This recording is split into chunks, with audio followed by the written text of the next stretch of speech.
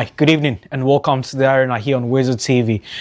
Your Tuesday most exciting football talk show here is once again live. My name is Ekow Amoasi Appiah, and once again welcome. Tonight we have a lot to unpack here on the program because on Sunday we saw the English football curtain raiser come to life at Cardiff, where Arsenal beats Manchester City by 3-0, and this week the football season officially gets underway. Of course, over the weekend we saw La Liga coming live, or La Liga starting over the weekend. But this weekend, we will see the Premier League get underway, and a couple of them this year, and then the Bundesliga. A couple of the leagues have already started. But tonight here on the program, my guys will bring you up to speed everything that you need to expect, the coaches, the teams, and the players to expect, and probably pick their thoughts on which teams are likely to win the various top 5 leagues here on the program. Also here on the program, we'll come down to Ghana because on September 5, the Ghana Premier League will officially get underway. And yesterday, the Ghana Football Association's club license and released or confirmed 14 venues for the upcoming campaign. We'll bring you up to speed on that and which clubs are yet to get their venue confirmed. The FA also has released the match day 1 fixtures.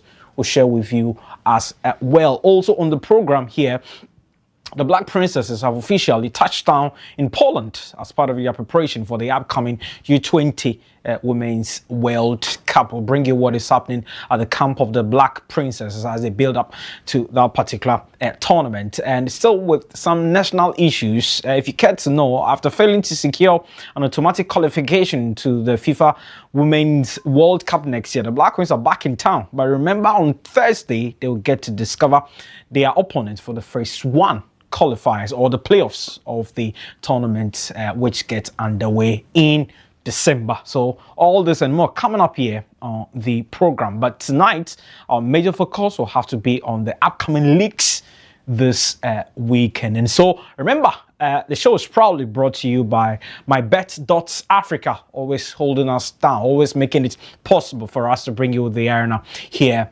on WoezorTV. Also remember tonight, Investors Corner make a return here on the program, and so we'll bring you some investors and bring you some tips as well going into this weekend. Hopefully next week we'll bring you the Arena Team of the Week and also performance of Ghanaian players abroad, because officially football season is back and it gets bigger this weekend. And so once again, welcome to the arena here on WoezorTV. My name is Ekow Amoasi Appiah. Let's do a quick turnaround. When I come back, I'll introduce my guys and I will get a show underway. Remember, the show is also interactive, and so you can join us with your thoughts, your comments as well. Remember, the show is also being streamed live on our Facebook page on WoezorTV, and so you can equally drop your comments there. But that's our text line on your screen, so do well to share your thoughts with us here on the program. There are lots to unpack here, and let's do a quick turnaround. When we come back, I'll introduce my guys and we'll get the show on the way. Please stay with us.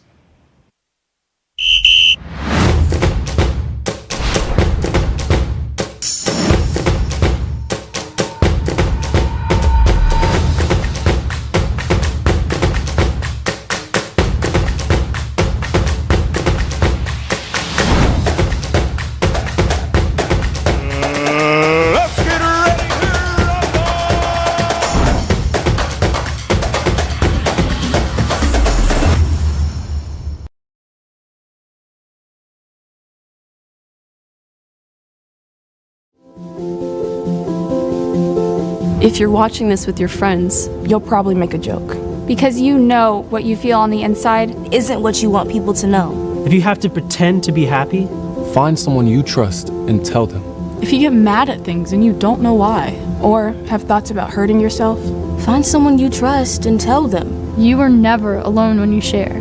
Seriously, people care about you. It's okay to not understand what you're feeling. And it's easy to think that you're all alone. But you don't have to be. You're never alone when you share. Don't be ashamed to tell someone you trust what you're feeling. You're not alone. You are not alone. Find someone you trust and tell them. Tell a parent. Tell a teacher. Tell a brother or sister. Or just tell a friend. You haven't done anything wrong. Talk to someone. Talk to someone. It's how things get better.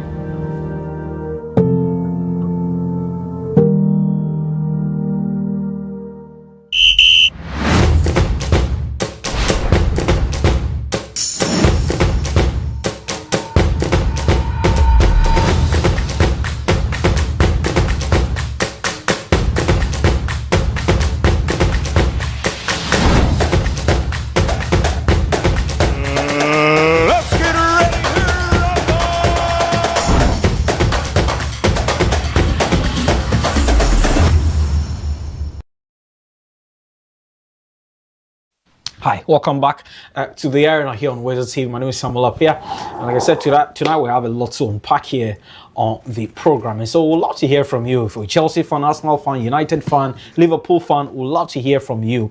Share your thoughts with us on our WhatsApp channel, on our WhatsApp platform, and we'd love to read all your messages as well. Once again, remember the show is being streamed live on our Facebook platform on WoezorTV, and so you can share or drop all your messages everywhere, and then we'll make time to read them. Once again, welcome. My name is Ekow Amoasi Appiah. My guys already seated. Let me quickly introduce them, and then we begin the show here.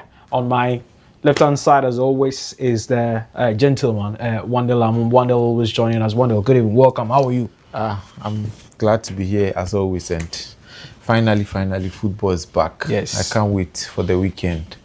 Unfortunately, we are starting as not champions, but you know. Well, I wanted to start as a champion. I mean, last season I started as a champion, but unfortunately this season, it's a cycle. So it's a cycle. You know, everybody for chops up. So they should enjoy it. It also looks like all other teams are quite weak, and it's good times for us now. Yeah. It's hard to say it, but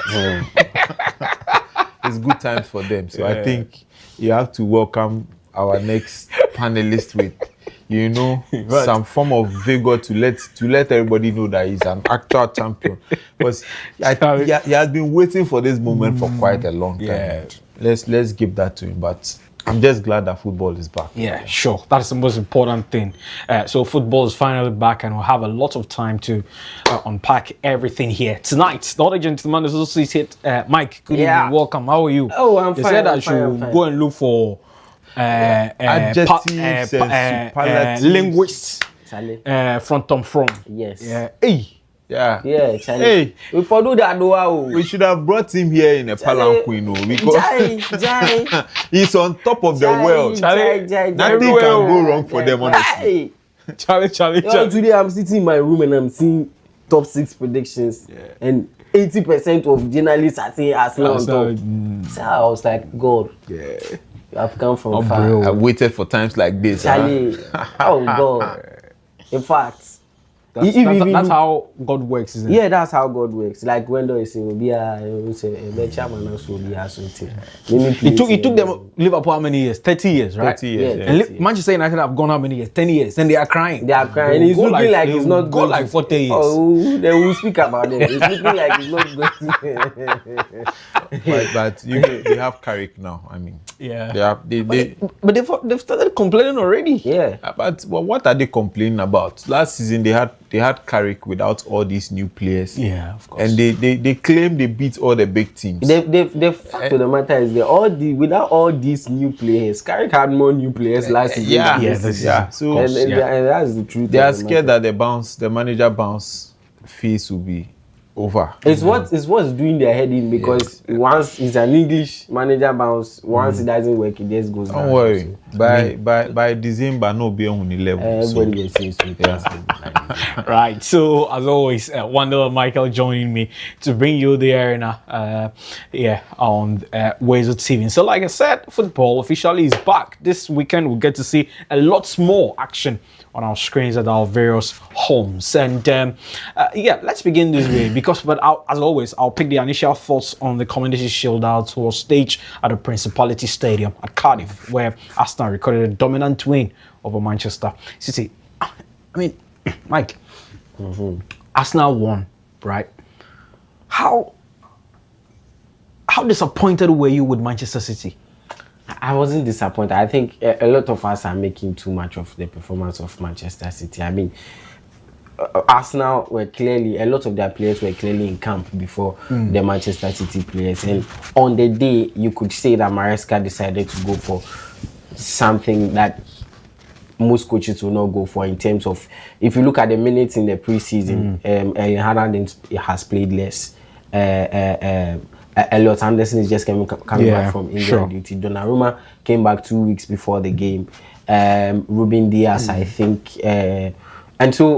And a lot of the players he used in preseason, where they won a lot of the games, he decided not to start them. Right. So I think that the game in itself, Maresca's selection and what he did on the day actually played into the hands of Arsenal. But I take nothing away from Arsenal. I mean, this team just bamboozled their way through the game, and it's like what everybody is saying these days, that the team is now really settled, and that everyone on that team understands what they represent and what the team in itself can do on the day. And it's like the machine that the Germans used to call the Daymannschaft, and everyone is in line. Everyone just keeps going, you know. So I think it's just Arsenal being a bit tactically up there, because Maresca is just also settling. I make no mistake about it. Maresca is a very good coach, but these are two individuals that once in a while have the tendency to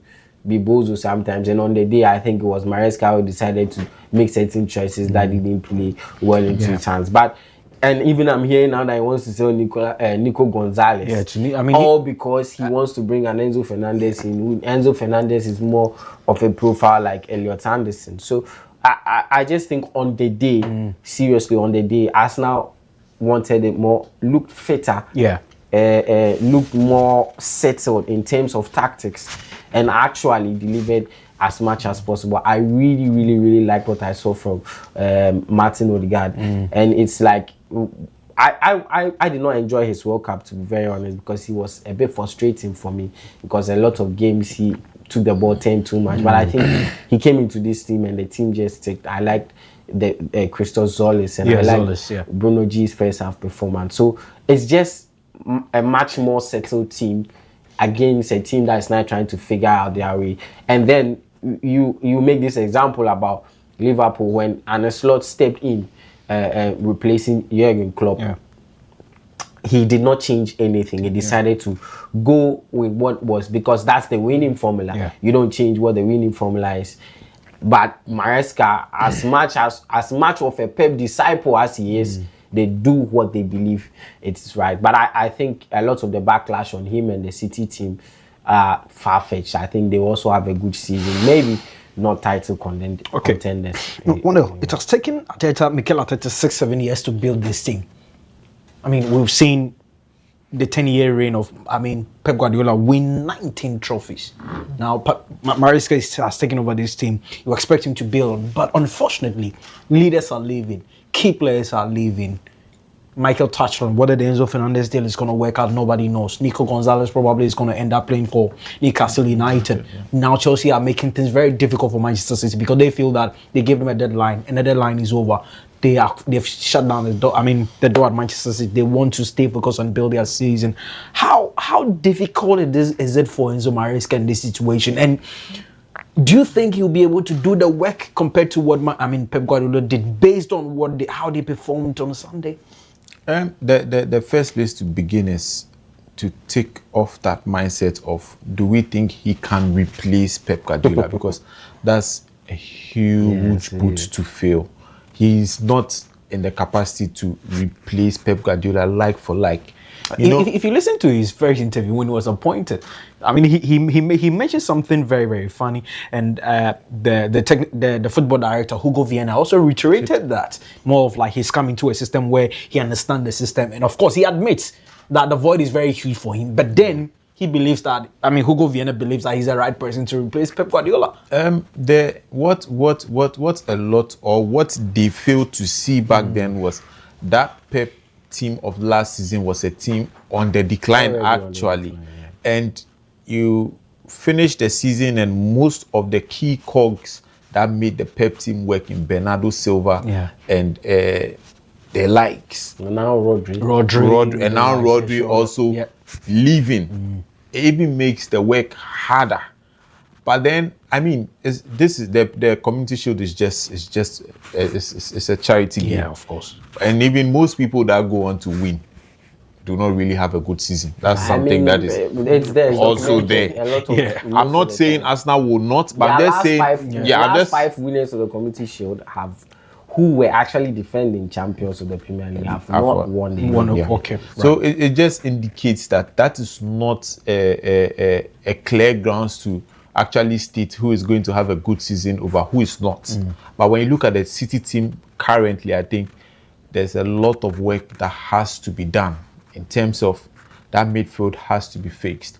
And Maresca's posture of immediately the cracks happened in his press conferences, he starts talking about we need signings. Signings cannot be your answer to everything. Right. You had all summer to make the transfer signings. window is not over yet. It's not done yet. Yeah.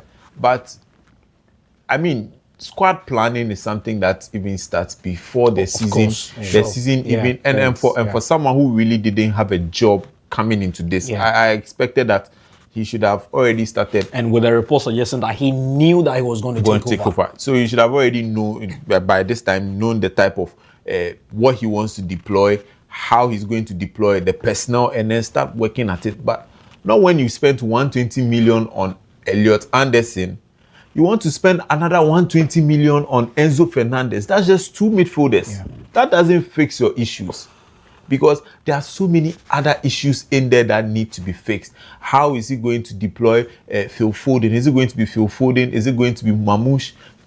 That is also another grey area that hasn't been addressed, because Phil Foden doesn't look like he's the type of player that will carry Man City anywhere. We saw him in the number 10 role on Saturday.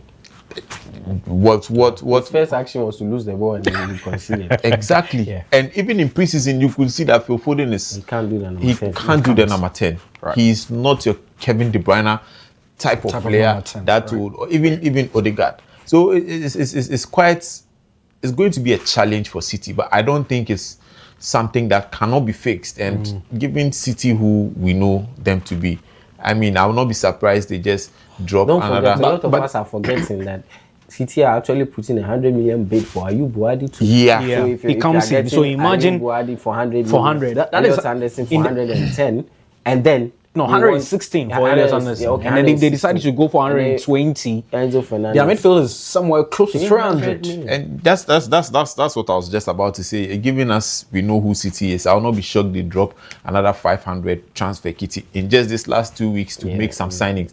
My only concern is the type of players you are bringing in are of the same profile. They offer you nothing different, because Ayub Buadi is not your type of protector.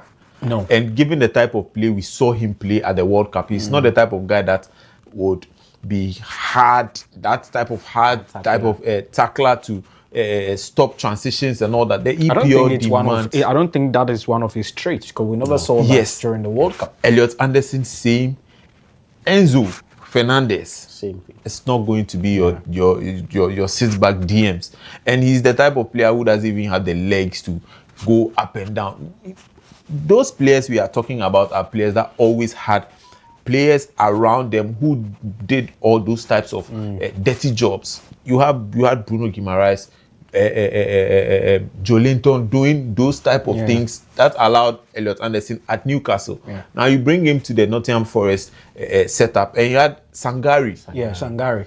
At a point in time, there was Luis, Douglas Luiz joining on loan from Juventus. To do all those things that allows those players to thrive, because they are more of, let's set the tempo, let's set the pace, let's dictate where the ball goes, let's recycle and box to box. So if you try to add that type of defensive kind of assignments to their work, then you limit some of their traits. Right. What I expected to see was Rodri is going, how do we get someone who could fill some of or take off some of Rodri's gap that he's leaving? Because you already have Elliot Anderson who will help you in terms of recycling the ball and detecting tempo. Now you need someone else who comes in to do that type of defensive midfield role to make the team set. But I mean, even for Elliot Anderson, there have been calls and there are worries about his actual role as a midfielder, because Elliot Anderson at Newcastle was a defensive midfielder. He got to Nottingham Forest, and some way, somehow, he turned into a box-to-box midfielder. And those are in teams that know or appreciate that they will have less of the ball most of the times. Now, you are in a team where you have more of the ball most of the time. Can you actually be able to tackle, win balls, and as you win the ball, labor to win the ball with your heartbeat high.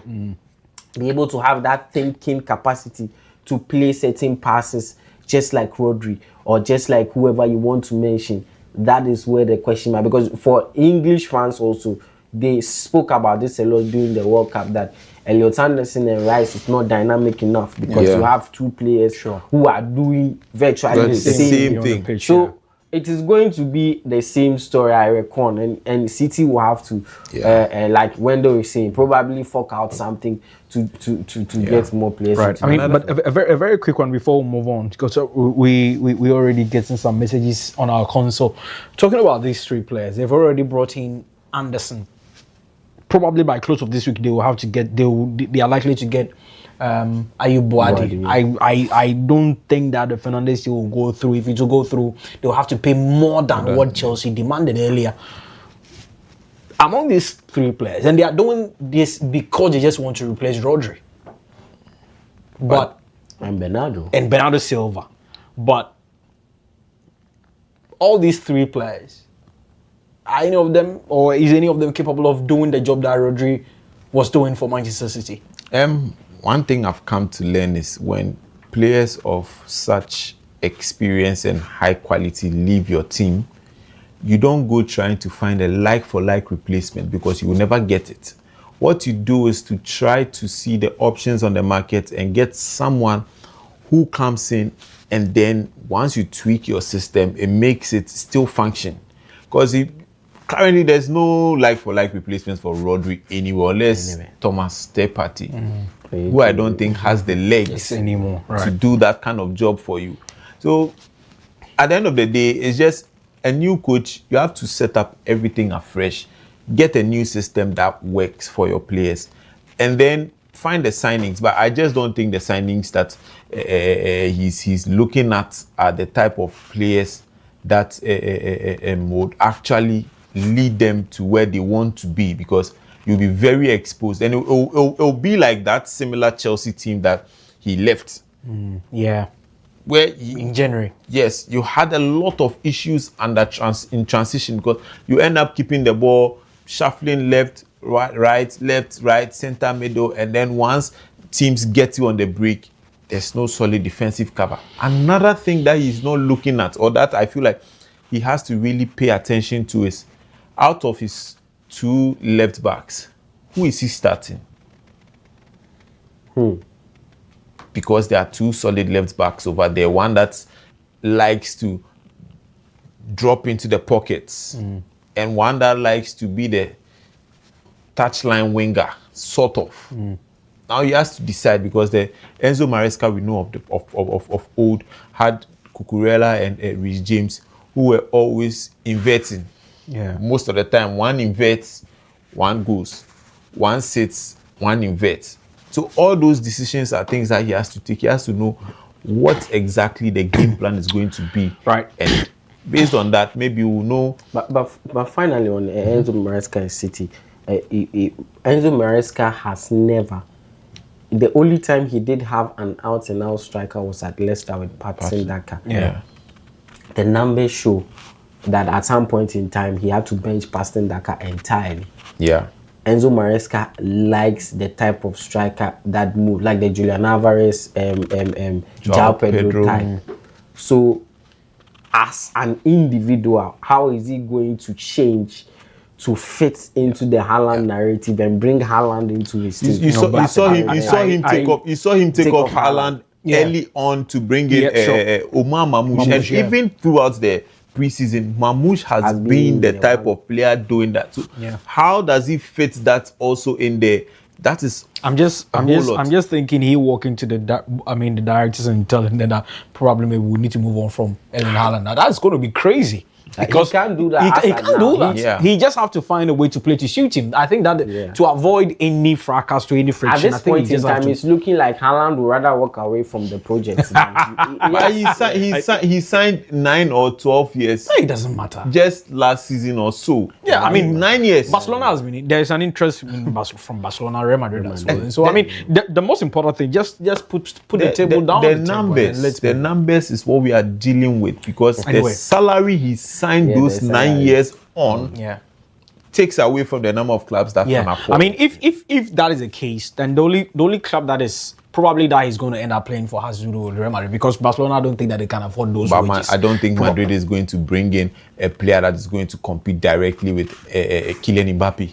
Hey, moving to the wide areas. Well, anyway, so all this and more, like, I mean, we've started gradually. So there are some of the things that you're going to see this season. Now, let's move into our main subjects. Let's be like just begin the discussion already. Let's do some specifics.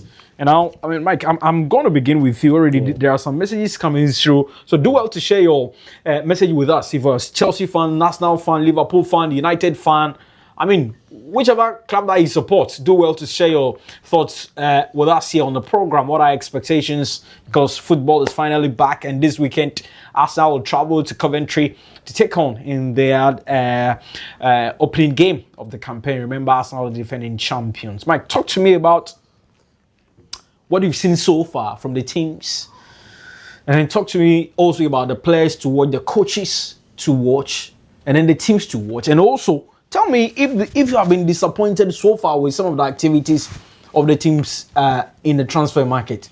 No, I mean, when I saw that question this morning, I was like, the pool is too big. But I mean, we will only try our best to do what we can. I think, speaking about disappointment and what's happening, I think in England, there's a wave of rebuilding in the top 6, 7, 8 teams, where a lot of the teams are rebuilding. When you look, already we have 9 different managers coming in this season. Apart from the top 6, where we have only Arteta being there in a long while. Crystal Palace have changed manager. Nottingham Forest has changed manager.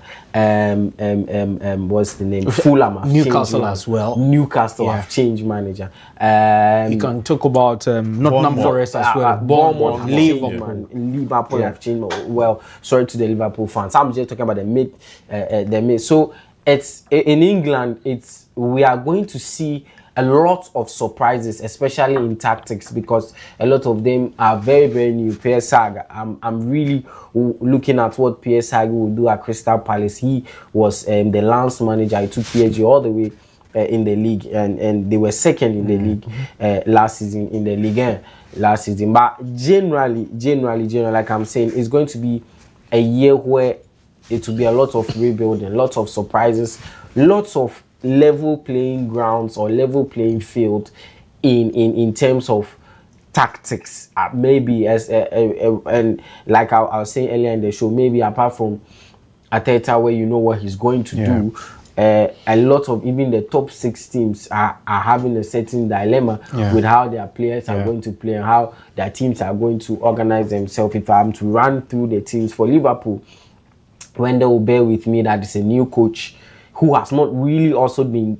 given his type of players. Liverpool have only signed Araujo from Barcelona, and then Victor Munoz from Spain. And I get it that Araujo is not a type of flashy signing that Liverpool fans will want, but I believe that is a very, very, very good signing. Same as the Solis guy. Yes, not that flashy, but I mean, from what I watched on Sunday, I think it's a very, very clever underrated signing. And, from where I sit, apart from the occasional bozo moments, Araujo is a better player than Ibrahima Konate. I mean, from where I sit against Como, yes, from where I sit, and a lot of people or a lot of Madrid fans will come for me, but I feel like for what Andoni Iraola will want to do with his 2 centre backs and what Liverpool represents, Araujo is better in that position, and they have done that so well. For Andoni Iraola,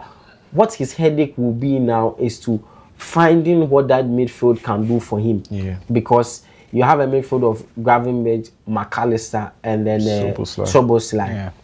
You are fielding a Szoboszlai who has probably in his last year played a lot on the wings and at fullback more than the midfield. Are you now going to trust him? And even there, he was still the top creator for that Liverpool team. Are you now going to trust him or entrust him with that number 10 role? And how is Szoboszlai himself going to adapt to that? For McAllister and Gravenberch together, these are partners who cannot get you a lot of defensive work. And for Andoni Raiola, he turned the Bournemouth midfield of Patrick Kluivert, Tyler Adams, and then Scott. And Scott. Scott, yeah. These are also players who really will not give you the defensive numbers, but they were willing to run. They ran teams off the pitch. And if you look at Bournemouth and their distance covered last season, or even the top 10 algorithm in the Premier League, distance covered last season, 2 or 3 Bournemouth players are in there. Tyler Adams is in there, Justin Kluivert is in there. So all I'm saying is that for Andoni Raiola, how is he going to conscientize these players to play that midfield in a way where they can be able to dominate games at the same time able to run teams off the park? One thing that he has brought back, which were lacking last season, was the press. Yeah. And you can now see that the boys are pressing as a pack once again. And you mentioned that you don't know what particular role Szoboszlai is going to play, but he has said it over his press conferences that Florian Wirtz is his out and out number 10. So that leaves Szoboszlai as the box-to-box number 8. And what Szoboszlai normally does, or from what I've seen him do in the preseason, is aside the top 2 that are going to start the press, he is the trigger. He's the one who triggers everyone else around him. He's the one who is always screening to find the point where they are going to smell blood from an opposition player, and then he starts the press from there. The other 2, in terms of Florian Wirtz and Isak, are probably just shadow markers to lead, to bait teams to go to where Andoni Raiola senses weaknesses in opposition, and then Szoboszlai starts the press. He's also going to be the guy that will run the most in this setup, because even how things are set up now, he's the fittest. Yeah. He didn't have any World Cup. He started preseason. He's the fittest. Another key concern for Andoni Raiola is fitness. He kept on mentioning it, that his players currently are at the level where they can only play to the type of intensity he wants for 30 minutes and not 90 minutes. And in most of our preseasons, you see, first 20, 30 minutes, we're high flying, 2-0, 3-0, and then in the second half, the team collapses. And it's one thing that he'll have to work on to get them to start running, because they've gone a whole season of not putting in any form of running. It was just tactical trainings and positional. I mean, when you look at the distances covered between Bournemouth and Liverpool, Bournemouth ran twice the distance Liverpool ran for the whole season. And it just shows you the type of mentality that he's bringing back. And this is the players who played at a club who actually know the system. Yeah. And that's one of the reasons why it is why I'm afraid for Gravenberch, and why I'm afraid for Raiola, because he needs a midfielder other than Gravenberch to play that midfield, because that midfield has totally moved from controlling games to pressing the opponents higher. Yeah. And if you remember, Gravenberch did not have a look in when Klopp was there. Yeah. When I think it was when Slot came in, Arne Slot and then Liverpool need to find a midfielder good enough to play that. But I don't think that's happening. Ideally, we heard names Lamine Camara, who Liverpool actually played against in preseason, and you could see the difference in that Monaco team. He literally bullied the Liverpool midfield through and through. But I don't know. And it's Liverpool we are talking about. In the next 2 minutes, you hear Liverpool has had a deal, has spoken to someone about Lamine Camara. In the next day, we've signed him. That's how we do our business. I mean, so you never know. If you know anything about Liverpool, they don't really chase players for that long. Yes. Once they express their interest in less than 12 hours or whatever it is, and then they just go in there to get there's also another beautiful issue about Liverpool and their attack. Yeah. After losing Mohamed Salah, what are they going to do on that wing? And unfortunately for them, they have an unproven Victor Munoz, who I like as a player. Yeah. But this is a different league, and the Spanish players as wingers in this league most of the time not really cut it. The Spanish players in this league are always midfielders and all Yeah. that. So I would like to see what he does to that strike. Isak has been gradual. I feel like he's going to get the best out of Isak. Yeah. I mean, because Isak, last Isak season, plays his because type of what of happened football between because Isak himself and then Newcastle. Yeah. I mean, he walked into this Liverpool setup not fit, and we saw injuries. He's had Also a good disturbing him. season. And I think that we saw what he could do during the World Cup. Yeah. Now he's had pre-season. I think looking at the number of games that I've watched him play, I think he's much fitter. Just like his days at Newcastle United. One controversial thing that a lot of people will not agree with me on is Cody Gakpo. I don't think Cody Gakpo has to leave this team yet. I don't think it is. I think it's a marketing decision because Liverpool have to cut some losses. Yes, and the reason why I'm saying something of that sort is you've lost Mohamed Salah, who was assured to give you 20 goals and about 20 assists every season. You've lost those goals and assists. Now, when you move on the ladder, the next person who guarantees you those goals and assists is Cody Gakpo. No matter how inefficient or how not good on the ball we think he looks, he does the job. He gives you the goals. On Sunday, he scored a goal and gave an assist. Yes. I mean, and for Cody Gakpo, I think Andoni Raiola can do what he did with Antoine Semenyo with Cody Gakpo. Yeah. Because these are the same players with the same profiles. Maybe not the same type of players, but their mentality, how they move. Because Cody Gakpo can play on the left, can play on the right, can play through the middle, and can score goals, has short power, can go round, can go in. So, like Wendell is saying, I think Cody Gakpo leaving Liverpool is going to head there. I mean, staying with you. I mean, on the teams. Yeah. Okay, so you know what? Just run up the teams and then talk to me about the coaches and then the players to watch, and then one else can come in. Okay, so quickly for Chelsea, again another transition team. I like the Xabi Alonso appointment, but then again they are shooting themselves in the foot for me, especially with some of the signings. And I like that they signed Morgan Rogers for 117 million. It's worth it. But how do you combine Morgan Rogers with Cole Palmer? Yeah. What are you going to do with that midfield if Enzo Fernandez decides to leave? You have two fresh centre backs apart from maybe you want to do Levi Colwell and someone else. Who are you doing? Levi Colwell with Josh Achampong or Maxence Lacroix? Yeah. And again, Maxence Lacroix, it's a big step. It's Chelsea. How do you handle it? You've lost Marco Corella. You signed the boy from Chavarria. Again, for Spanish players, they don't have any issue defensively. I see Pep Chavarria shining so much. But for Xabi Alonso, it's a trump card that he needs, a kind of chip he needs to blend this team very well. In a long time, we've not really seen a Chelsea team, and maybe apart from Maresca in a few 4-5 months period. We've not really seen this Chelsea team play in a certain way, dominate games, and then a win game. So I would want to see what Xabi Alonso will do. We've spoken extensively about Manchester City. We can look at Manchester United. It's again, a lot of the fans are afraid that the English new manager bounce way off in a minute, because it normally happens. It happened with Ole Gunnar Solskjaer. He took over in the middle of the season.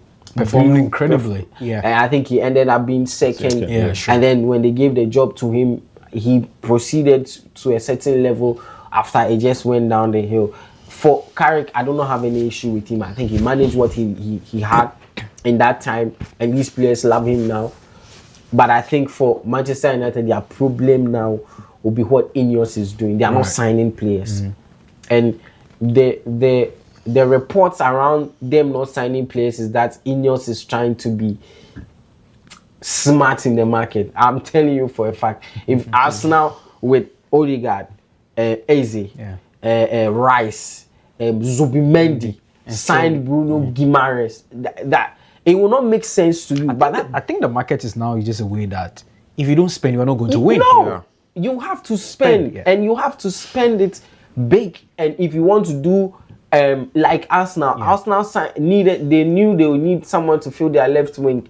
They signed with the data. They signed someone who had most assists in Europe, most chances created in Europe, and scored most goals from the left wing in Christos Zolis. And that one you sign the person for 30 million, but the data back you.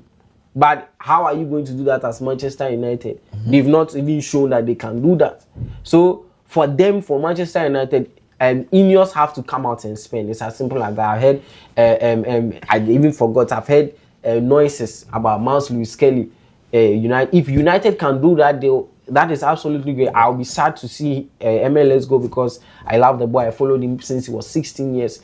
But those are the type of signings you make that elevates you. Yeah.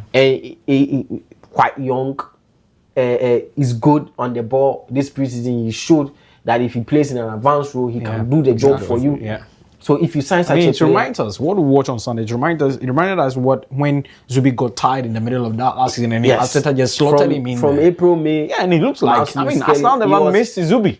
He was playing in the semi-finals and played in the final of the Champions League. I mean, so for United, they have to come out and actually buy some players. That team is settled now under Carrick, but they have to elevate the team with signings. And as for the rest, for Newcastle, is a new dawn. They have to find a way to fight with the top boys now. I really love what Coventry is doing. I have hope in Frank Lampard that they will not go down. But yes, basically that is, we can talk about Real Madrid with Jose Mourinho right now. Absolute exciting. They signed Yan Domande for 100 million plus. He has Bernardo Silva now. They wanted Rodri, but Rodri decided to go to Barcelona. I think in Jose Mourinho's career, he thrives on opposition. He thrives on the inkling that he gets from being the bad guy. And so he's going to play that book a lot. He's going to play from that playbook a lot this season, whether it works for him or not, because most of the time when he does that, these new generation players do not respond enough for him. And it has not worked well for him, especially beginning from the Spurs days. He worked a bit for him at Roma, but Roma, he told us that for Roma, he's just enjoying his retirement. He's just there to do a job and he's doing what he can do. But Real Madrid is the big stage now. And but how is it going to... Yeah, but I mean, wrapping up for me, just touch on it briefly for me.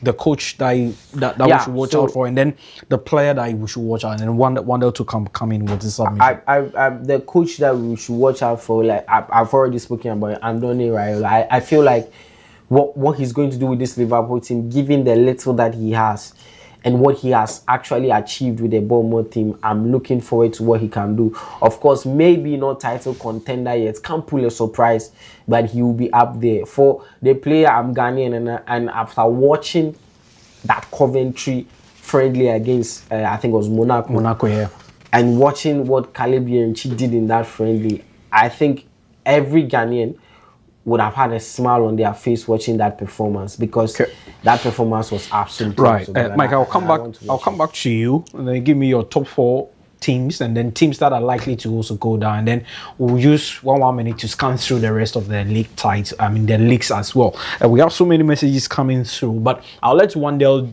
deal with the submission, and after that I'll go through some of your messaging. So do well to send share your thoughts with us, your message on our WhatsApp channel, and I will do well to read all of them here on our console. You're still watching the arena here on WoezorTV show, probably brought to you by my Bet.Africa. Wonderful. I mean, team to watch, the coach to watch, and then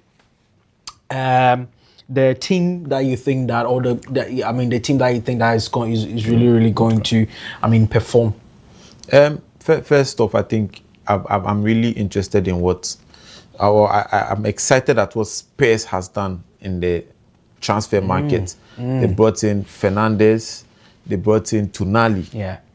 You know, for most of the time, Spurs 185 combined. That's the type of market we find ourselves. And for most of the time, Spurs has been that fragile team that is always bullied, and their midfield is not up to standard when it comes to playing in the Premier League. But you see that the coach has gone on to bolster his midfield and make this midfield a very uncomfortable team to play with, because when you look at somebody of the like of Tonali, he comes from this Newcastle team that were hated by everybody. Yeah, true. They have that type of dirty play in them. They can rile your players up in such a way that it distorts you off your game. And this Tonali guy, if there is one person who doesn't like anything, it's Newcastle. I mean, I don't like them. It's Newcastle. Yes. You know where if they are playing at this game, where they put their away fans, yes, they put them out there. Yes. So now they have a player of that caliber and compared up with Mateus Fernandes. Yeah, true. Who is another. And so far it's exciting because nothing has changed about that team. I just got to see Jess Spence decide to go to Inter of all places. I'm so disappointed. I'm happy for him. I mean, looking at how he performed at the World Cup, you were expecting him to at least, if not move to Inter, probably stay in England. If you understand how Roberto De Zerbi works, you only move on from Roberto De Zerbi if he has told you that he's not going well. Anyway, yeah, that's another thing. But I think Spurs will be a lot more exciting this season, coming on from last season where De Zerbi had to work with what he had, some magic to make sure that he stayed. This time, I think he's had the whole preseason to stamp his authority on the team, get them to play how he wants them to play, and it's quite exciting times for them. For the particular player that I think I'm looking out for, given Isaac had a very terrible season last season, injuries, not fit and all, he looks quite sharp in preseason. True. And I just want to see how he carries that preseason form into the season and starts being the most expensive striker, starts owning up to that tag that he was brought in to do. And now that we have Mohamed Salah leave the team, that leaves him being the main man, which was the plan initially. And to be the main man, you have to really step up your game and own moments. That's what Salah did for Liverpool in those games where even when it was uninspiring, Salah had to just come up with some form of magic to get the point. That responsibility now lies on Alexander Isak. No matter how the game goes, you should be ready to come up with a goal or two in there to make sure that your team continuously wins. And that is one of the mentality that I think Liverpool is going to lose a lot, because you look at Salah's goodbye message and he has in there that standards must not drop. Standards must not drop. He was the first person to get to the gym. When you listen to what most of the players have said about him, he was always giving them advice on how to keep their body in good shape, conditioning, and it showed throughout his journey at Liverpool. He literally missed about just 10 games throughout a 9-10 season period. And that is one of the things that I think Liverpool really miss. Now, when you come to the coach that would take the league by surprise, I think this is a very hard one, given there are new managers everywhere. But I'm looking at Frank Lampard. And I think that's an interesting one. Yes, I'm looking at Frank Lampard, and I think, given his experience in the league and how he has failed consistently, I think this is a third time or a third chance where I feel like that anger and that drive the drive to prove everybody wrong should push him to those heights to actually cause an upset. Because you look at how they blitzed through the championship, it just shows that championship was not their level.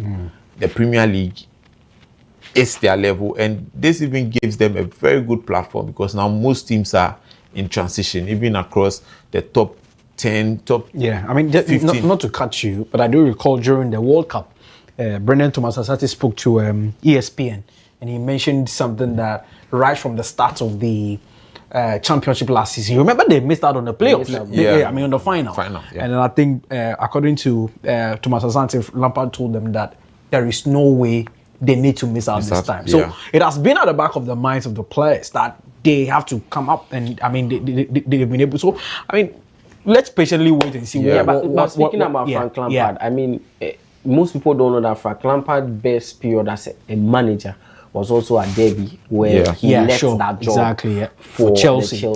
And at Derby, you know, the mark of a good manager is the manager is able to uplift a team in a way where tactically they are good. Individual players are improving.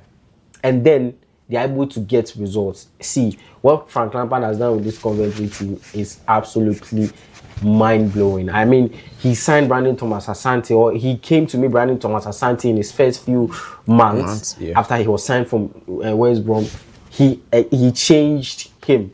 He signed Ellis Sims from Everton. And Ellis Sims at some point was one of their top scorer. He used Victor I think Thor. he and Simpson, Asante got double figures last season. And there's a player in their midfield called Jack Rudoni, who the previous season where they missed out on the Champions League, he was able, on the Premier League, he was able to get much. Jack Rudoni as a midfielder scored over 20 goals in the Championship that season. And he's gotten a defense and a goalkeeper that is able to challenge. So, and then even last year in January, they fell short in the midfield. He signed Frank Onyeka from Brentford. So I think for Frank Lampard, he has elevated the team to a certain stage. And they are spending very well as well. Yes, they're spending very well. So kindly, wrap it out for me, and then I'll pick your top 4 finishes as well. So as I mentioned, Frank Lampard is the one that I think we should watch out for. We should watch out. Okay.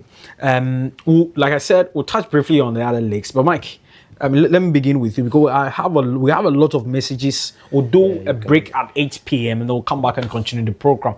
But Mike, let me begin with you. Top 4 finish straight. Give me 4 teams that you think they're going to finish in the top 4. Yes, England. England is going to be Arsenal, Liverpool, Chelsea, Manchester City. You don't think United will be in there? United have not convinced me yet in the transfer market. Okay, right. If they did do certain signings, I would have squeezed them in there. But there are lots of reasons. We can't discuss that now. Maybe one other time we'll discuss. But I wrote this down 2 days ago. I see. Arsenal, Liverpool, Chelsea, Man City. Any team, the 3 teams that you think that will go down? Going down is going to be hard, but I know Hull will go down. I know Coventry won't go down. But apart from that, the rest of the 2 can be surprises. Right. Well, no. Top 4 finish? Arsenal top. I think Chelsea will be second. Liverpool third, because they may be blitzing from the first half, but still fall off in the second half due to intensity. And then I'll go for Manchester United over City. I just feel like Maresca will fluff it at a point in time, or he may not start well, but he will not be the type of Pep who even when he doesn't start well, he finds a way. Yes. I think he will not start well, but he'll try to make a comeback, or he'll get adapted to the system. He will find what works for him somewhere in the second half, but it will be too late. And I for Carrick and Manchester United, yes, they may not have done a lot. Their issues still lie in midfield, because now they don't have any Buga type of midfielder. Yeah, they have lost Casemiro. And yes, in games at the likes of St. James, you need those type of players in there. And even against Chelsea, you will face the shin kicker. and yes, you need your own version of the shin kicker to be able to deal with in games where it becomes very physical. I don't think they have the profile. Santos does not cut it when it comes to those games. If they are going to control games for 90 minutes, that's fine. And I think they will for some time. Anyway. But then in games where it gets physical, they may struggle. Okay. But then I think they make the top 4. And then let me just throw in a name in there, Mason Mount. Yeah. Manchester United fans can do whatever they want. He got injured. Yes. Teams to go down, I mean, for you? Hull City definitely goes down. I don't know why I feel like Brentford has it in them. I don't know. I just think the magic of Keith Andrew. No, but No, I he's mean talking about- Bournemouth. I'm talking about Bournemouth AFC instead. Yes, Bournemouth. AFC Bournemouth. They've lost players. I think it was marked by the fact that Anthony Raiola had a system and it was working. I don't know if the new manager is going to. That's Rose. Yeah, sure. Marco yeah. Rose. I don't think he yeah, plays to that same intensity yeah. as Anthony Raiola to be able to even make sure that they dominate teams, run. I mean, if you look at Bournemouth's last 3 coaches, it was following the same thing. And Until then when? Until I mean, they all do the run. Bournemouth has dominated distance covers in this Premier League for over 4 years. Yeah. Anyway, But this Marco Rose signing kind of changes the trajectory, and I just what they want. I just think it has that thing in there where within the like first half, the first half they may struggle. Those are the 2 teams I'm really seeing, but the other one may be a surprise. Okay, let me read some messages or the messages that have come through, and then afterwards we'll go for a quick commercial break and we'll come back, we'll continue the program. This one says that my name is O2 from Isam. I like your sports. Thank you very much. Good evening. Fantastic analysis by all standards. Please create an FPL for us. Your cherished fans to join. Okay, thank you. Please take notice of that. People want us to create an FPL so that they can join. My name is Cole Palmer Jr. Chelsea will win the Premier League. Okay, thank you very much. This one says that Arsenal is winning. They should get the Juventus and techie guy on the left. I am Kamara from 2H. Okay, anyway, thank you. Hi, I'm Raymond from Bolgatanga. My team is Arsenal. Okay, that's what it takes to go for the title again. And I will use this opportunity to say congratulations to my uncle Francis Baumia. Okay. Who just joined the BB United from Division 1 side Sankara Nationals as an assistant manager. Okay, thank you very much. This one says that good evening, gentlemen. Okay, fantastic analysis by all standards. Arsenal is winning the league 5 times on a roll, including 3 Champions League titles.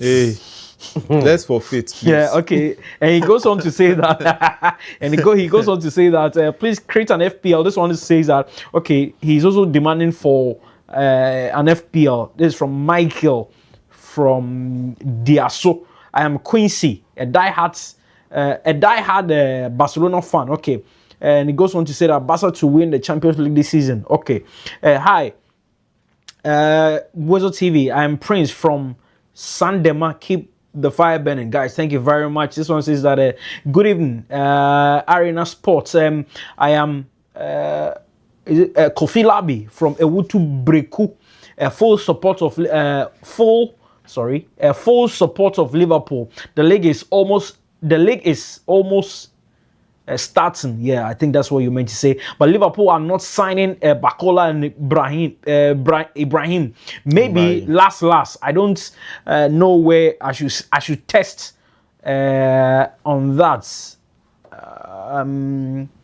I test here because I am new here. Okay, thank you very much. We are on every Tuesday, so do well to join us. And this one says that, hi, good evening, my brothers in the studios. I believe by the merciful grace of God, you are all good. Yes, we are all good. Now, Woezer Sports is the best English sports show in Ghana. Now, how the show is done, especially on time, takes place, makes it the best. More updates of Bassa and Alvarez story.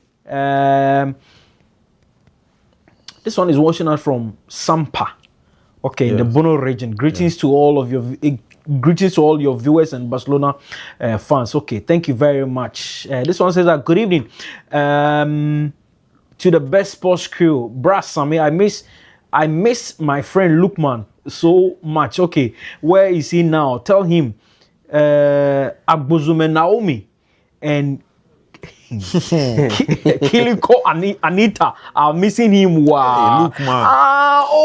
DJ Sylvester.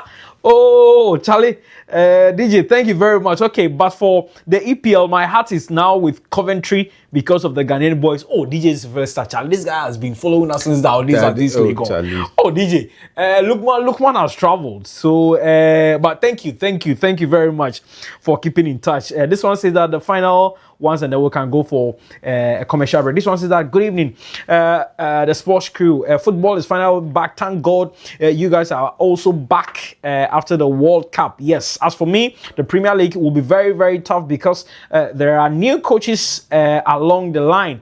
Only a few clubs have retained their coaches. He meant their coaches. Now, new players are coming in, some out of the Premier League. So it will not be easy for any of the teams this season. Keep up the good work, guys. I am enjoying the program and have a pleasant evening. Uncle Joe in Bamako, Mali. Thank you very much. He's watching us all the way from Mali. This one says that good evening to you all. Devotion from Tukupen in the inside Oti region. Okay, players to watch. He said Marco Palestra of Chelsea, surprising manager Xabi Alonso, top goal scorer. Chelsea, well, parody Chelsea in Joao Pedro, Chelsea, top 4, Chelsea, Arsenal, Manchester United, Liverpool. Yes, and Liverpool. Okay, thank you. Okay, thank you. Also, this one says that Liverpool to win the Premier League this season. WoezorTV, simply the best from availability inside Seshi Bekwai. Hello, I'm Roland. I'm watching you from Budumbrum. I know Maresca will cause so much trouble for this season in the squad. Okay, now greetings to sports. Greetings to all the sports pundits on WoezorTV. I hail you all from Pandu in the Volta region. Thank you very much for sharing your message with us. You can still send us your messages as to what you are expecting going into this season. Remember, the Premier League gets underway. After the commercial break, we'll share with you the Premier League match day 1 fixtures. You're still watching the arena here on WoezorTV. Let's do a quick time. We'll be back. We'll continue the program. We'll come back to Ghana and then we'll focus on the Ghana Premier League as well. Please stay with us.